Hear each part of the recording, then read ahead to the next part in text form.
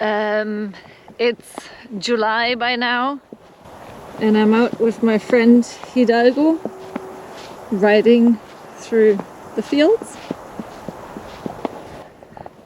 And I haven't done a vlog in a little while, but I really wanted to get back to it. So what I would like to talk to you today about is the importance of letting go of control sometimes. I feel, and I'm absolutely guilty myself, that we riders to a degree, and probably also justifiably so, are a bunch of perfectionistic control artists. Don't know if those are the right words, but Hidalgo just had a bit of a maybe he's agreeing with me. So I think, one, we have chosen an extremely difficult sport. We're not only trying to control ourselves, and I'm just going to turn this between the ears really briefly because it looks so nice. It's a stubblefield here. I think he has hopes that we're going to go faster, which we will, but I first want to chat to you about that.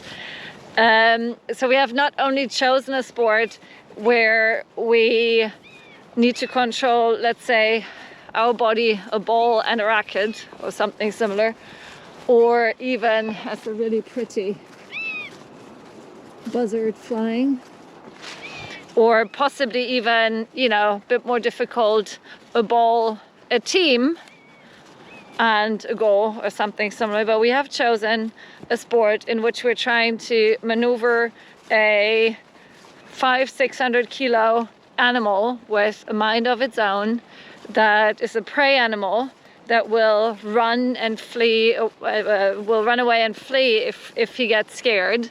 And he will get scared sometimes, even if he's very well trained and basically super cool and knows that we don't want him any bad. And that animal, we're trying to teach things that are quite a bit more difficult, I think, than what we do with a lot of dogs. Like, let's say if we look at agility or dog training of sorts, the dog is trained to listen to certain commands, and we are right next to him. He's also a predator, we're a prey. I'm not saying that training dogs is super easy, but I feel us sitting on a prey animal, and ideally with our weight, a bit of leg and even less hand control, we're trying to make him dance or jump meter 20 fences or whatever it might be. I think that's a rather difficult, complex thing to do. And I think it probably attracts people that, you know, one, like the challenge, two, like to have the feeling of being able to, I don't want to use the word control, but I can't come up with a better one right now, that want to be able to control this much power. Horse also makes us a bit superhuman, or not a bit superhuman, it makes us superhuman. We're bigger, we're faster, we're stronger. So I think horse riding probably already attracts a certain set of people that like to control their environment to a degree. And I also mean with that, for example, the Liberty trainers, because if you look at Liberty, it's also very controlled. The horses are all in next to each other, performing whatever the handler wants them to perform. And I'm not saying that there's anything bad or wrong with it. I'm just saying we're in this world of controlling the movements of certain animals. So I think it's fair to say that with being a rider, of having chosen to train these massively strong and beautiful animals to something that is our idea, comes a little bit of a personality that, let's just say, likes to be in charge. At the same time, I think for us as well as for our horses, it's extremely important that sometimes we just try to let go of that control in a safe manner, suggesting that if you can't safely walk your horse in the arena, that you're gonna attempt to do what I'm gonna do now, which is hitting that stubble field.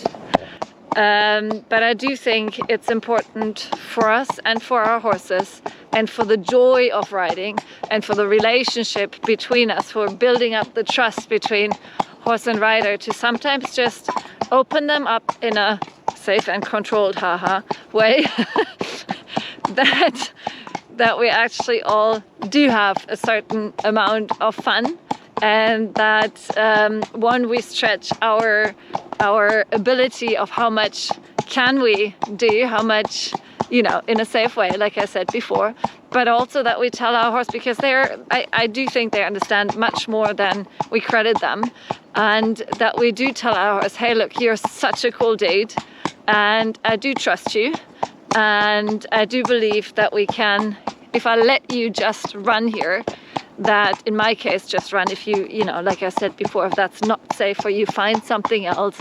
Give them crazy time in the arena where they can jump.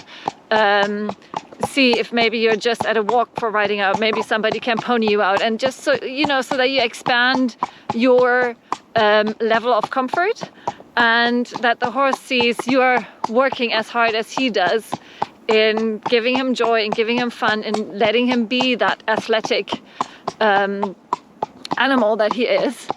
And with that, I'm going to turn the camera around. Here are the stubble fields. We're extremely lucky at the moment. There was a lot of wheat fields lately here, and they have just been harvested. Between July and approximately September, we just have various forms of stubble fields. There's a group of kindergarten kids coming there, so I'm going to get riding. I'm sure they'll be very pleased to see him galloping up the field. And off we go. You gotta go. Are you ready? Let's go.